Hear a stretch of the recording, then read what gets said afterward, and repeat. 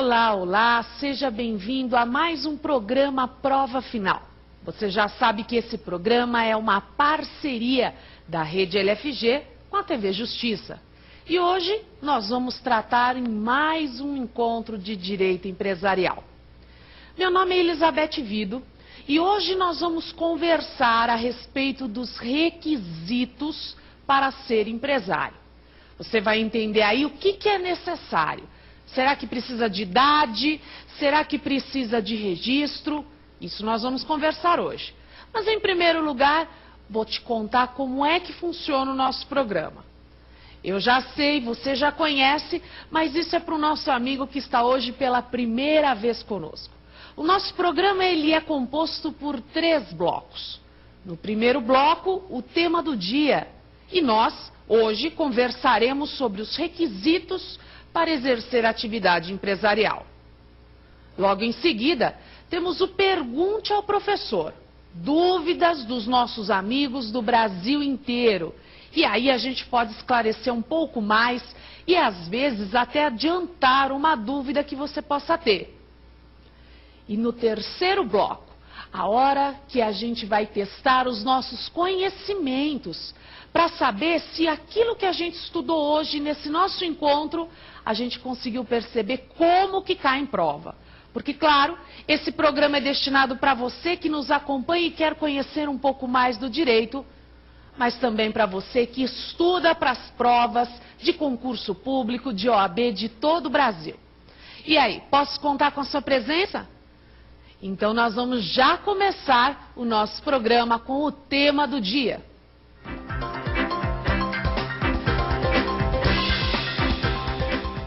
Estamos agora no nosso tema do dia, tratando a respeito do que é necessário para que você exerça atividade empresarial. Nós vamos falar hoje sobre os requisitos, questão da idade, a questão da capacidade e se de fato o registro é imprescindível ou não. Quando nós falamos a respeito do empresário individual, nós estamos falando daquela pessoa física que exerce sozinha a atividade empresarial. Essa pessoa, é claro, que vai ter um maior poder de direção e de mando na sua atividade, mas, por outro lado, assume um risco muito maior, já que o empresário individual, ele não tem um patrimônio separado, um patrimônio para a sua empresa e um patrimônio pessoal. Não, ele tem apenas um patrimônio. E esse conjunto de bens único que ele tem, responde ao mesmo tempo pelas suas despesas empresariais e pelas suas despesas pessoais. Então, primeiro cuidado, o empresário individual, mesmo quando ele se registra, ele não adquire personalidade jurídica. Ele continua sendo pessoa física, apesar do seu registro como empresário. E no momento que ele decide ser empresário individual, que requisitos que ele precisa? O artigo 972 vai dizer que ele precisa ter a plena capacidade e ser livre de impedimentos. Bom, em relação à capacidade, você sabe que a pessoa que tem mais de 18 anos é considerada capaz.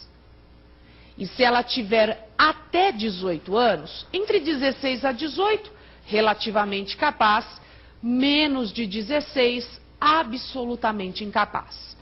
É bem verdade que se ela tiver entre 16 a 18, ela pode se tornar emancipado. E aí, claro, plenamente capaz. Mas a dúvida é se o incapaz, ele pode exercer a atividade empresarial. Veja, o incapaz, seja por uma questão de idade ou por uma interdição, por exemplo, uma pessoa que sofreu uma doença, um acidente e acabou tendo limitação na sua capacidade, ele também perdeu essa condição de decidir por si esses negócios jurídicos da sua vida. Ele pode exercer atividade empresarial? De acordo com o legislador, ele pode continuar uma atividade empresarial. Continuar quer dizer, se ele herdou, Então, por exemplo, o pai dele era dono de um estabelecimento, deixou para ele. Ou então, quando ele era capaz, ele constituiu uma empresa. E agora ele está apenas continuando. Então, quer dizer, a ideia de continuação é, havia empresa antes e agora, com a incapacidade, ele poderia continuar. A questão da continuação é definida pelo juiz. Então, numa prova, você nunca vai afirmar que a empresa será dissolvida necessariamente, ou que a empresa vai ser extinta, vendida, e muito menos que vai continuar. Quem vai decidir isso é o juiz. E o juiz ele tem que avaliar o risco e o benefício dessa continuação. Se o juiz autorizar, ele vai nomear um representante ou um assistente, dependendo da limitação. Se a pessoa for absolutamente incapaz, a nomeação vai ser de um representante. Mas se ela for relativamente capaz, aí nós temos um assistente que vai acompanhar os atos empresariais. O detalhe mais importante, especialmente em prova, é que o incapaz não corre o mesmo risco patrimonial de um empresário comum. Por quê? Porque o legislador, no artigo 974, parágrafo 2º, estabeleceu a proteção patrimonial para esse incapaz. Como assim? Aqueles bens que ele possui no momento dessa decisão da continuação da empresa. Os bens que não têm nada a ver com a atividade empresarial. Esses bens são protegidos. Por exemplo, ele herdou um dinheiro numa conta poupança. Esse dinheiro nunca foi usado para atividade empresarial. Esse dinheiro será protegido. Ele herdou um caminhão. Ah, mas o caminhão era usado para entrega. O caminhão não será protegido. Então não é uma proteção absoluta, não é uma proteção que vai se estender ao lucro da empresa, é uma proteção que resguarda apenas os bens que não têm relação com a empresa e que existe no momento dessa decisão do juiz. Esta relação de bens será registrada na junta comercial, para que qualquer pessoa que negocie com esse incapaz saiba que ele tem uma proteção. Essa proteção ela vai permanecer até mesmo se o negócio falir. Esses bens serão protegidos. Então a ideia é resguardar o mínimo, e são esses bens independentes da atividade que esse incapaz possui. Então a questão da incapacidade é resolvida no Código Civil, no artigo 974, 975, sempre trazendo a ideia da autorização do juiz e da proteção patrimonial. Por outro lado, o legislador diz que é requisito que a pessoa seja livre de impedimentos. O que são impedimentos? Impedimentos são proibições. Algumas pessoas são proibidas de exercerem a atividade empresarial. Como assim? Em leis esparsas, não necessariamente no Código Civil, nós temos proibições. Por exemplo, o falido. O falido, enquanto não tiver a extinção das suas obrigações, ele não pode exercer atividade empresarial. Um outro impedimento importante é o do servidor público, que aparece lá no artigo 117 da Lei 8.112 de 90.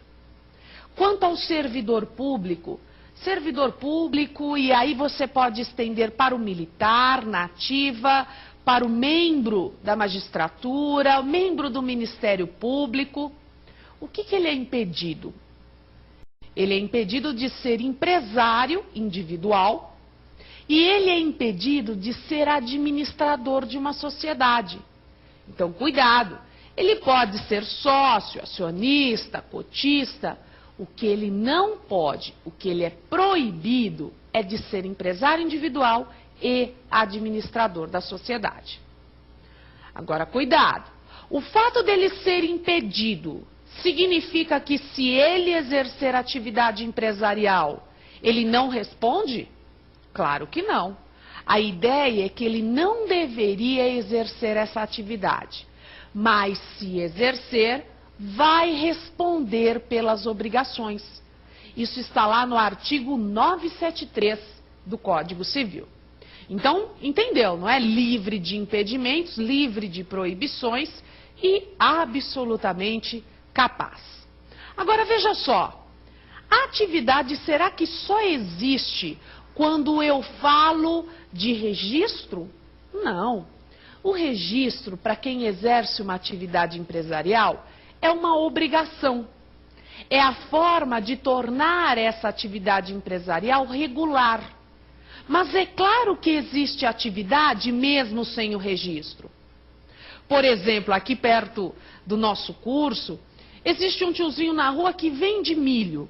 Então ele traz ali o seu carrinho, ele traz a sua panela, ele cozinha o milho. E ele não é uma coisa chique. Ele não entrega o sabugo de milho, não, para quem compra. Não, vem num potinho. A pessoa come com colherzinha, quer dizer, trouxe até o milho de uma forma chique aí para ser vendida em horários de intervalo de aula, para as pessoas que saem do trabalho. Veja, é muito provável que ele não seja registrado na junta. Mas, apesar disso, ele exerce uma atividade empresarial. É irregular. Irregular não é ilícito, é irregular. Ele não tem benefícios e obrigações que são originários do registro, mas é uma atividade empresarial. Portanto, o registro para atividade empresarial é um ato declaratório, não constitutivo. E isso é importante, por exemplo, quando a gente se pergunta, será que determinada pessoa pode sofrer falência?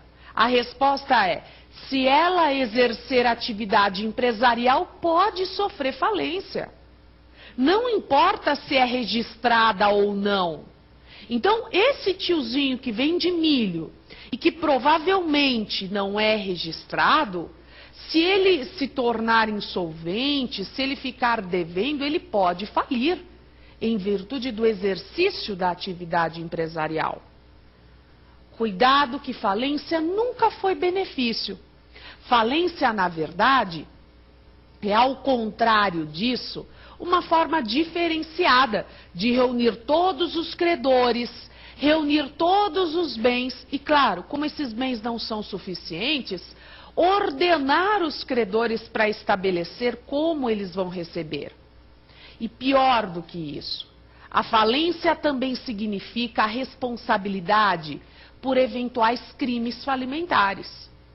Como, por exemplo, a ausência de livros, a ausência dessa demonstração da atividade regular já é considerado um crime falimentar. Portanto, para o tiozinho que vende milho, a insolvência e a falência significa que a casa caiu. Quer dizer, muito pior do que a falência de quem tem uma atividade regular. Agora, se nós estivéssemos falando da recuperação de empresas, que é aquele instituto que substituiu a antiga concordata. Recuperação de empresas, ao contrário, é benefício. E a recuperação de empresas, essa sim, é destinada só para quem tem atividade regular e ainda há mais de 2 anos. Tudo bem? Então, para sofrer falência, não preciso ser registrado. Mas para ser beneficiado pela recuperação, o registro é indispensável. Tá certo? Fácil até aqui? Beleza. E aí, então, o nosso empresário individual, ele decide se registrar. Decide se registrar e a pergunta é onde ele vai se registrar. Ele vai se registrar na junta comercial do estado onde ele exerce a sua atividade. Então, por exemplo, se ele exerce a sua atividade em Minas Gerais, ele vai se registrar na junta comercial de Minas Gerais. E se essa atividade for no Rio de Janeiro, na junta comercial do Rio de Janeiro. E assim sucessivamente. O empresário individual, quando se registra, ele também tem que adotar um nome empresarial. o nome empresarial que ele adota é a firma individual. A firma individual nada mais é do que o seu nome de pessoa física mesmo, só que esse nome, ele tem que ser apresentado de uma forma diferenciada, porque afinal, a junta para conceder o registro, ela vai ter que verificar se existe algum nome igual o daquele empresário. Então, por exemplo, eu como empresário individual, eu poderia registrar Elizabeth Vido, quer dizer, o meu nome inteiro. Eu poderia registrar E.Vido. Então, eu poderia trabalhar com o meu nome e com o meu sobrenome ou patronímico para definir como tornar o meu nome único na junta comercial. É isso que é a firma individual. Portanto, quando ele assina um contrato, um negócio como empresário, não será o nome dele que aparecerá ao final desse contrato, e sim essa firma individual. Firma individual que, aliás, não pode ser alienada. Esse é o entendimento do artigo 1164 do Código Civil. O nome empresarial, ele não pode ser objeto de alienação. E claro que nesse nosso tema de hoje, que é o empresário individual, não há dúvida. O nome dele, como empresário individual, não pode ser negociado. Esse empresário individual, ele pode ter colaboradores, claro. Ele pode ter outras pessoas exercendo a atividade junto com ele. E claro, ele vai constituir um estabelecimento. Cuidado, esse estabelecimento não tem a ver com imóvel, muito menos com registro. A gente viu que o registro é uma obrigação. Agora, o estabelecimento vai ser o conjunto de bens que esse empresário precisa para a realização da sua atividade. Se nós estivéssemos falando desse tiozinho que vende milho, exercendo atividade empresarial, o carrinho dele, a panela dele, a mercadoria e tudo o que ele agregou a isso, ou seja, o lugar onde ele vende, o horário em que ele vende, a forma como ele entrega esse produto ao consumidor, tudo isso faz parte do conceito de estabelecimento. Portanto, para exercer a atividade empresarial, necessariamente ele vai ter uma quantidade de bens, não importa se tem muito ou pouco valor, e esses bens que ele organiza, essa é a palavra importante da legislação, é para esses bens que a gente dá o nome de estabelecimento. Agora, um cuidado. Se uma pessoa física, exerce uma atividade rural, por exemplo, planta cana-de-açúcar, pergunto a você, essa atividade é empresarial pelo simples fato dela existir? Como era o caso de quem exerce uma atividade como a venda do milho cozido num determinado endereço? Cuidado. O legislador, ao tratar da atividade rural, entendeu que quem exerce essa atividade tem uma escolha, tem uma faculdade. Ele vai escolher se ele quer se registrar ou não. Se ele não se registrar, essa atividade será de subsistência e, portanto, não pode ser considerada empresária. Ainda que ele venda, ainda que ele tente obter lucro com essa atividade. Para que eu diga numa prova que a atividade rural é considerada empresária, aí, cuidado, será necessário registro. Portanto, o registro para quem exerce uma atividade rural não é um elemento declaratório, é um elemento constitutivo. Só existe atividade empresarial para essa pessoa que exerce uma atividade rural se houver o registro. Claro, se houver o registro na junta comercial. Porque essa pessoa que exerce uma atividade rural pode ainda constituir, por exemplo, uma cooperativa. Então, na verdade, apenas quando ele se decide pelo registro e o registro na junta comercial é que nós diremos que quem exerce atividade rural é considerado empresário. Isso está escrito no artigo 971 do Código Civil. Então, cuidado. Ser empresário individual é uma boa ideia, porque você não presta contas para ninguém sobre os seus atos, você manda, administra sozinho, o lucro também é todo seu. Mas, por outro lado, o risco patrimonial é enorme. Se o negócio der errado, você não perde apenas o seu negócio, como se isso já não fosse muito. Você pode perder o que você foi constituindo ao longo da sua vida. Portanto, aqueles bens, ressalvados aqueles que são absolutamente impenhoráveis, eles são e podem ser atingidos, sim, numa cobrança, numa execução, numa obrigação qualquer.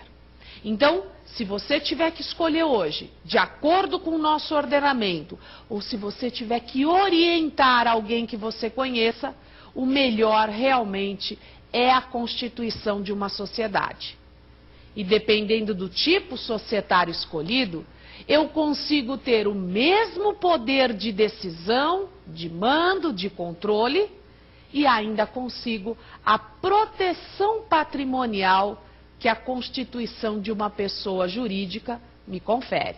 Então é uma ideia melhor para você que nos acompanha para, às vezes, tomar algumas decisões e, às vezes, orientar melhor alguém que te consulta aí para saber qual a melhor alternativa, qual a melhor saída.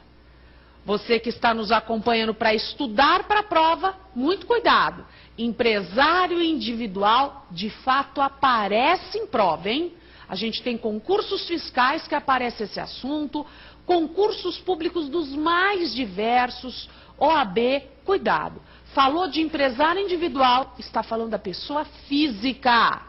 Pessoa física, mesmo quando se registra, hein? Não constitui pessoa jurídica. E aí, deu para compreender nosso tema de hoje? Vamos agora tornar isso ainda mais claro, a partir da ajuda dos nossos amigos de todo o Brasil, que mandaram as suas perguntas e que, quem sabe, é a dúvida que você tem agora. Por isso que nós vamos agora para o nosso próximo bloco. Fique com a gente. Pergunte ao professor.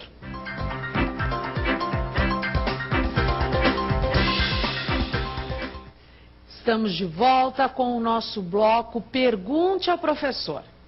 Dúvidas dos nossos amigos que mandaram a respeito do nosso tema de hoje.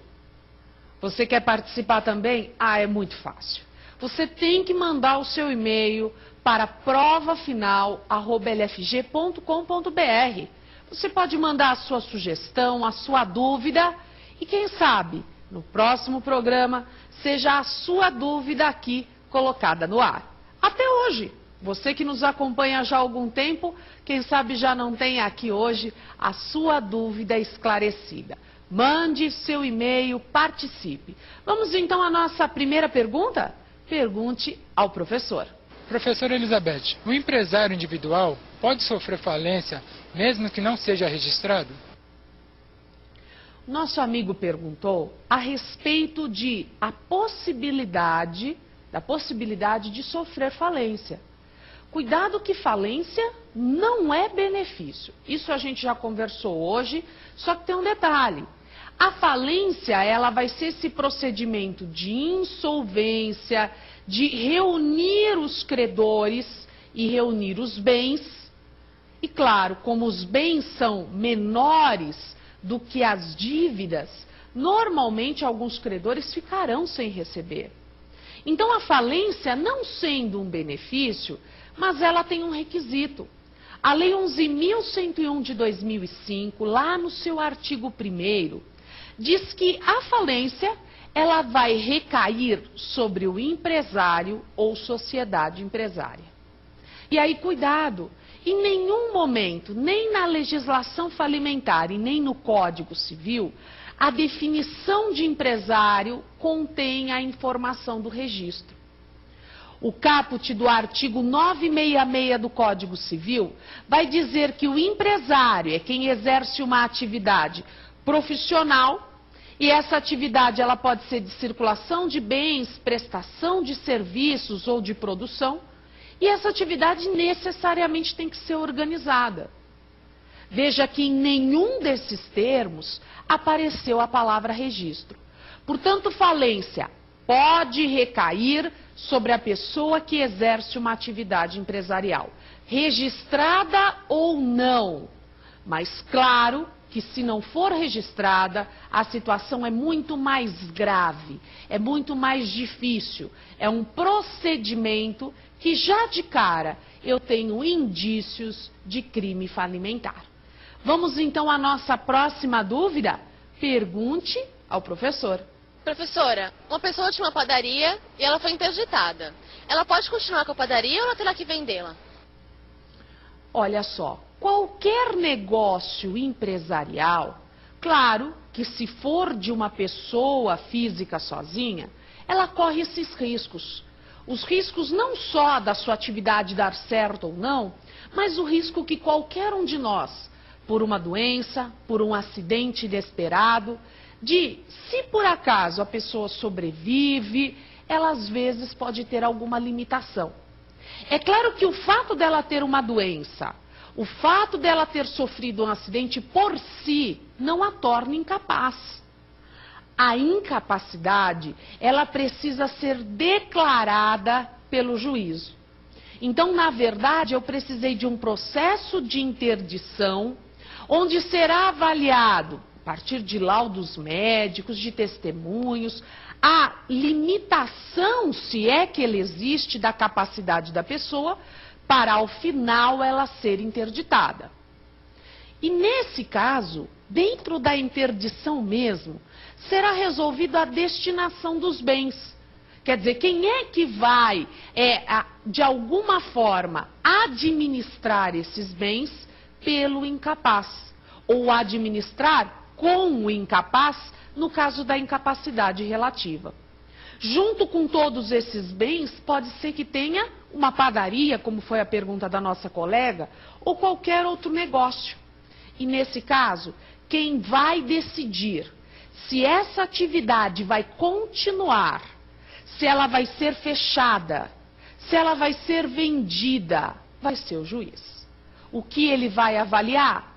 Os riscos da atividade e, por outro lado, o benefício dela ser mantida. Não esqueça que hoje, além da proteção do incapaz, existe um princípio muito importante no direito empresarial, que é a preservação da empresa.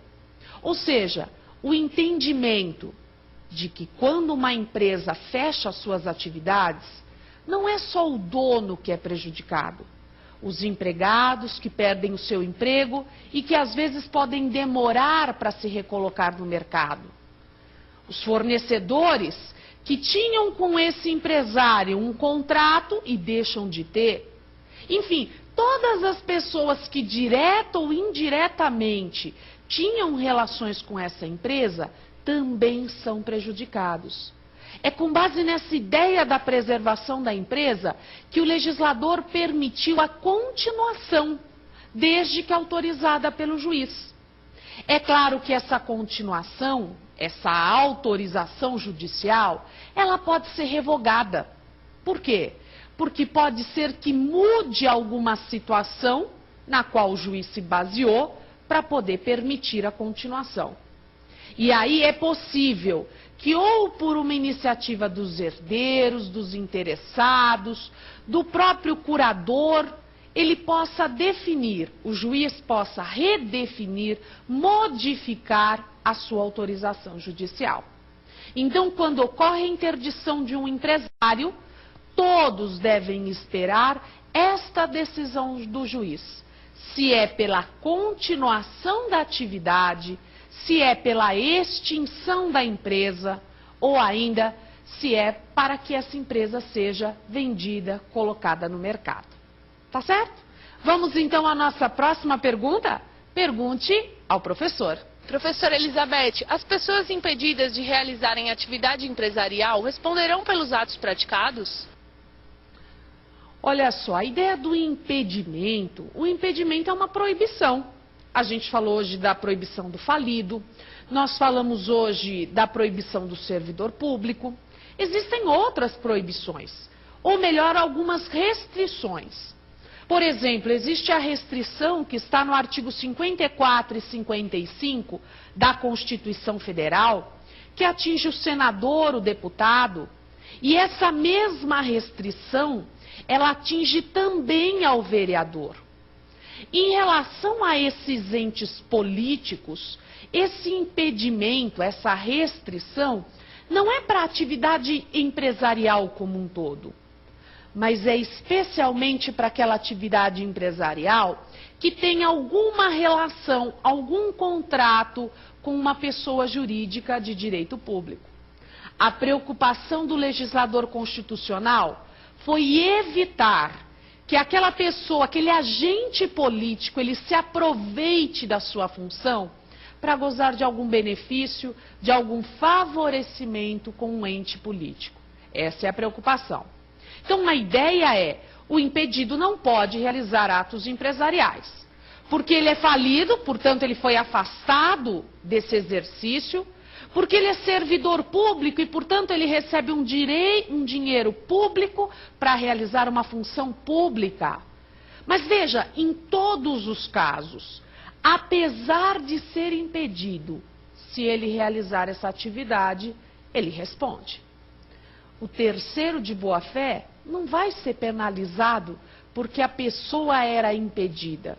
E pior ainda, ela não pode alegar o seu impedimento, portanto, o seu erro ao exercer essa atividade empresarial, para se livrar das obrigações. Esse é o texto do artigo 973 do Código Civil. Vamos à nossa próxima dúvida. Pergunte ao professor. Professora, o incapaz pode perder seus bens se a empresa que ele herdou sofrer falência? Olha só, você já entendeu que o incapaz ele pode ser autorizado de continuar a atividade. Agora, nenhum de nós, por mais que uma empresa hoje seja saudável, pode ter a certeza absoluta de que essa empresa não vai sofrer falência. Por quê? Porque a falência nem sempre acontece em virtude de uma má administração. A falência pode acontecer por muitas razões. Pessoas que deixam de pagar, a falência pode acontecer por alguma variação econômica. Tudo pode influenciar a atividade empresarial.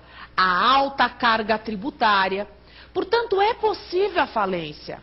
E se a falência acontecer, veja, o empresário individual, nós vimos que ele tem um problema maior. Por que um problema maior? Porque os bens que ele possui, pessoalmente inclusive, são atingidos.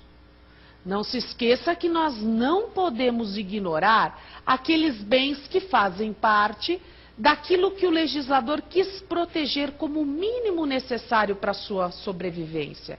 Os bens absolutamente impenhoráveis, como a casa onde ele mora, os utensílios dessa casa. Então, esses bens são preservados, porque são preservados para qualquer devedor. Mas o empresário individual, de qualquer forma, ele vai perder o que ele ganhou com essa atividade e até com tudo o que ele fez ao longo da sua vida. Aliás, o empresário individual, ele sabe muito bem do que eu estou falando. Se alguém da sua família é empresário, pergunte ou então você mesmo já sabe a resposta. O dono de um negócio, às vezes visto como, olha, o patrão, aquele que quer prejudicar o empregado, essa pessoa muitas vezes, ela deixa de receber para poder honrar os seus compromissos. No final do ano, ela pode deixar de ganhar, aliás, no final do ano é quando ela menos ganha, para poder honrar os 13º. Então, a gente tem que mudar um pouco a imagem de que o empregador, de que o empresário é necessariamente alguém nocivo na nossa economia. só existe relação de emprego, só existe trabalho, só existe pagamento de tributos se houver pessoas exercendo atividade empresarial. Então veja, o empresário é alguém que compromete muito do que tem. Às vezes vende os seus bens pessoais, gasta tudo aquilo que ele tem como reserva, principalmente quando o negócio dele é a vida dele. Principalmente quando a empresa dele não é algo impessoal. É algo que ele está o tempo inteiro pensando em cuidar, em fazer dar certo. Então ele está no domingo, ao invés de estar descansando, a cabeça dele está voltada para o seu negócio, para fazer com que a coisa dê certo. Esse empresário, quando ele perde o seu negócio, às vezes ele perde toda a sua vida. Por isso é muito delicado quando na prática você tem que falar sobre a possibilidade de recuperação de empresas e até o risco de falência para alguns empresários que viveram toda a sua vida para construir um negócio que agora não dá mais certo. Então veja só, a falência é algo que pode acontecer e ela por si só já é um dano enorme para aquela pessoa. Agora, o incapaz, quando ele teve essa autorização do juiz, inclusive com manifestação do Ministério Público, que deve se manifestar quando há interesse do incapaz, ele continua a atividade, mas necessariamente vai ter preservação patrimonial. Não uma preservação absoluta, mas a preservação daqueles bens que existem e que não têm nenhuma relação com a atividade empresarial. Veja, essa lista ela não pode ser aumentada. Olha, a empresa vai dando certo, vamos então proteger mais bens para o incapaz. Não, a ideia não é preservar o lucro, não. É o que ele tem no momento da interdição, no momento que o inventário, a questão da herança está sendo resolvida, e nesse momento é que os bens são avaliados. Tem relação ou não tem? Se não tem relação com a empresa, esses bens não são atingidos, nem que ocorra a falência. Então o incapaz de fato tem uma preservação maior do que um empresário comum, um empresário individual. Vamos à nossa próxima dúvida? Pergunte ao professor. Professora Elizabeth, o registro, ele é indispensável para o exercício da atividade empresarial? E onde ele é feito?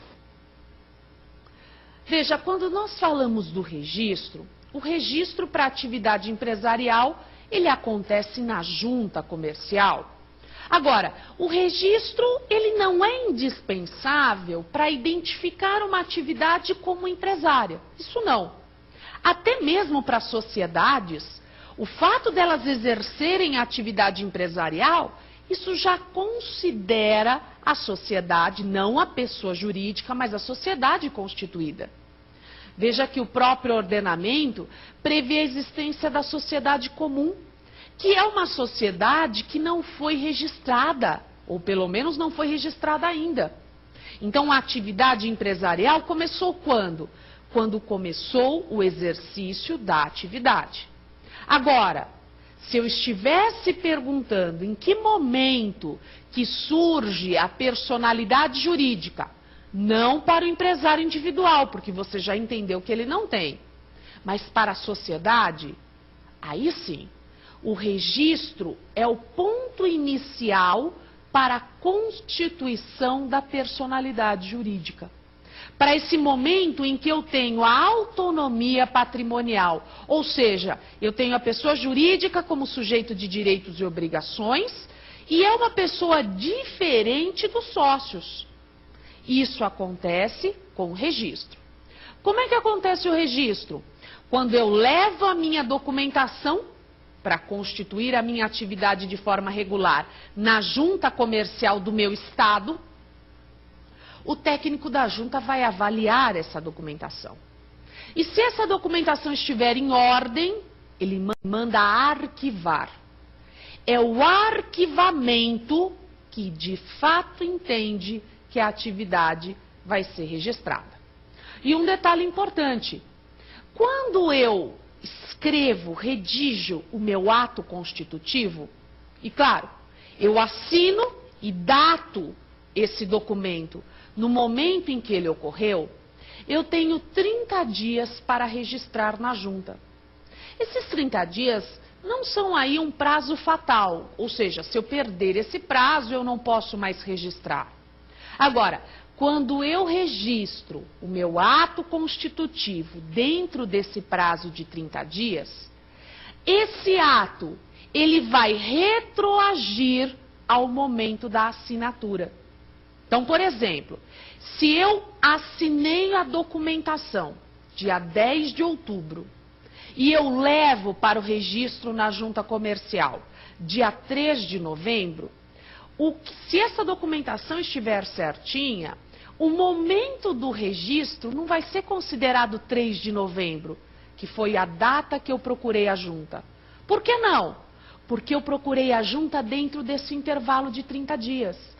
Então, o registro ele vai retroagir a data em que foi assinada a documentação. No nosso exemplo, dia 10 de outubro. E aí você me pergunta, mas isso é uma questão de dias? Onde que isso pode ser importante? Por exemplo, quando se fala em recuperação de empresas.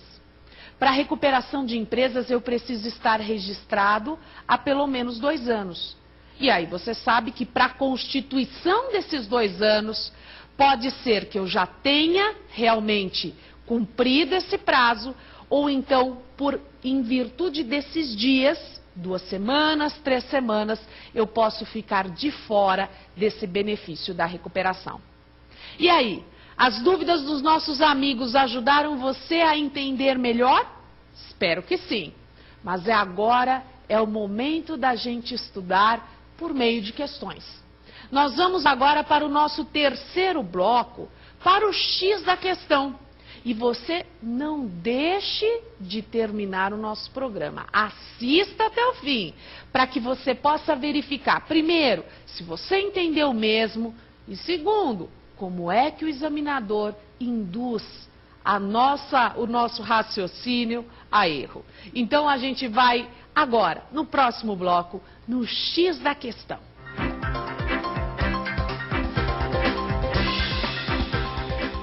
Estamos aqui de volta com o X da questão.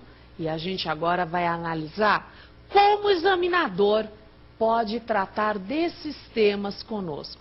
Vamos então à nossa primeira questão. Afrânio, empresário individual, foi submetido a exame por junta médica que atestou ser ele portador de grave esquizofrenia, qualificando-o como permanentemente incapaz de gerir os próprios negócios. Por essa razão, o pai do empresário ajuizou pedido de interdição com o pleito de ser nomeado seu curador e gerir seus negócios da vida civil. Considerando a situação hipotética apresentada, assinale a opção correta.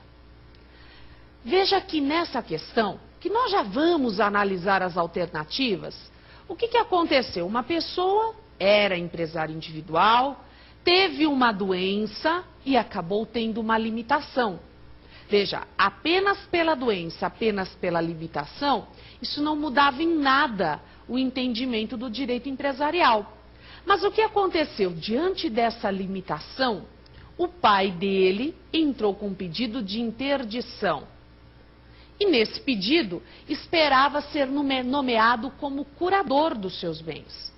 Então, a partir dessa informação, e claro, essa questão dentro de empresarial, a questão ela não vai tratar sobre os detalhes da interdição, e sim sobre a possibilidade do incapaz continuar ou não essa atividade empresária, e também sobre a responsabilidade desse curador, desse representante. Vamos então às alternativas? Vamos a elas. Letra A. A interdição de empresário individual determina necessariamente a extinção da empresa, sendo inviável a sua continuidade por qualquer meio. Portanto, o pai de Afrânio não poderá substituí-lo nos negócios. Veja, é claro que não é necessariamente extinta, nós vimos que a empresa ela pode ser continuada, ela pode ser extinta e pode até mesmo ser vendida. Mas quem vai definir isso é o juiz. E se o juiz entender que é possível a continuação, aplicando aquele princípio da preservação da empresa, seria possível que o pai, que o curador, eles também estivesse à frente do negócio. Então, letra A, bobagem, confronto ao artigo 974, caput do Código Civil. Vamos à próxima alternativa? Letra B. Eventuais clientes que tenham comprado de Afrânio produtos mediante pagamento à vista, mas que ainda não tenham recebido as mercadorias, na hipótese de continuidade da atividade empresária, estarão impedidos de reclamar o prejuízo em razão da patologia do empresário individual. Veja, essa alternativa, então, é a insanidade total. Não do Afrânio, mas da resposta. Por quê? A letra B está dizendo que as pessoas que compraram com esse empresário agora não vão mais receber. É claro que essa interdição não pode prejudicar terceiros. As pessoas que compraram com essa pessoa enquanto ela era capaz, ou melhor, enquanto ela não foi interditada, é claro que essas pessoas têm o direito de receber. Seja a empresa continuada, e claro, elas têm direito de receber, ou a empresa sendo extinta, o que significa necessariamente a quitação do saldo devedor. Então, bobagem, a letra B esquece, não tem nada a ver com o que a gente está falando. Vamos à letra C? O pai de Afrânio, se curador nomeado judicialmente, poderá exercer atividade empresária em nome do filho interditado. É, facinho assim. Olha, é possível a continuação e o pai dele, se foi nomeado curador, pode sim estar à frente da atividade empresarial. Só não esqueça que dependeu da autorização do judicial. E essa autorização judicial, ela aconteceu dentro desse processo de interdição. Vamos à nossa próxima alternativa? Letra D. Caso o pai de Afrânio, já como seu curador, esteja impedido por lei de exercer atividade empresarial, também não poderá proceder com a indicação de gerentes ao juízo para o exercício desse mistério, com o que extinguirá a empresa. Cuidado, olha só. É claro que é possível que o curador, o representante legal, ele seja impedido. Se ele for impedido de exercer atividade empresarial, não há problemas dele nomear gerentes. Só que quem vai responder pelos gerentes será ele, representante. Então, ele está impedido, mas é possível ainda a continuação com a nomeação de pessoas que não tenham essa interdição. Isso está escrito no artigo 975 do Código Civil. Vamos então à nossa próxima pergunta? Vamos a ela.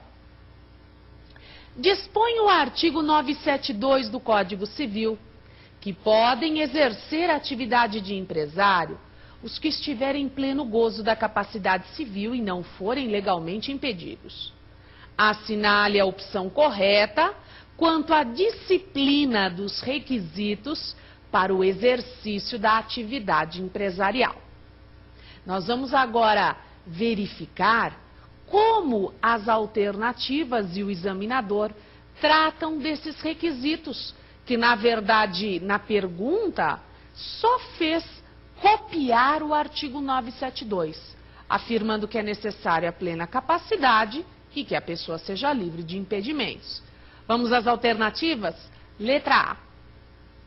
O menor, com 16 anos completos, somente poderá exercer atividade empresarial após emancipação, sendo imprescindível a homologação desta por sentença. Veja, a emancipação, que de fato pode acontecer, a pessoa que tem entre 16 a 18 anos, ela pode acontecer por uma decisão judicial. mas também por ato dos pais ou ainda pelas hipóteses legais. Tudo isso você encontra no artigo 5º do Código Civil. Então, cuidado! A homologação judicial não é imprescindível para que a emancipação produza efeitos. Ela pode acontecer por outros motivos. E isso você vai verificar no artigo 5º. Por isso, a letra A, bobagem, esquece, não era a nossa resposta. Vamos à próxima. Letra B. Os atos praticados por empresário falido, impedido de exercer atividade empresarial, terão plena validade em relação a terceiros de boa-fé. Perfeito! A pessoa impedida continua responsável pelos atos realizados. E ainda, o examinador deixou claro que esse terceiro, ele era de boa-fé, ou seja, ele não conhecia o impedimento. Esta regra da letra B está no artigo 973 do Código Civil. Portanto, o impedido, ele realmente responde pelos atos praticados. Vamos à nossa próxima alternativa? Letra C. A atividade econômica de exploração de recursos minerais pode ser levada a efeito por empresas nacionais ou estrangeiras, desde que haja prévia autorização ou concessão da União. Veja só, é verdade que para exercer atividade de mineração, seja exploração, lavra, produção, pesquisa, é necessário de uma concessão da União. Mas essa concessão só pode ser dada a empresas nacionais. Como é que eu sei que uma empresa é nacional? Porque a sede é no Brasil. Então não é que o estrangeiro, nesse caso, ele é impedido. Ele tem uma restrição. Ele não pode exercer essa atividade. Da mesma forma, a atividade jornalística ou de radiodifusão, ela também é restrita aos estrangeiros. Isso você encontra na Constituição Federal. Essas duas atividades você encontra no artigo 176 e no 222 da Constituição Federal. Vamos à nossa próxima alternativa, letra D. Ao servidor público federal é vedada a condição de acionista ou cotista de sociedade empresária. Ops! Nós vimos hoje que o servidor público, ele não pode ser empresário individual e nem administrador de sociedade. Portanto, ele pode sim ser acionista ou cotista. Isso não é um impedimento para ele, de acordo com o artigo 117 da Lei 8.112 de 90. E aí, conseguiu acertar as questões? Ou melhor, mesmo que errou, conseguiu perceber e entender ainda um pouco mais? Claro que você agora precisa completar o seu estudo a partir do nosso encontro.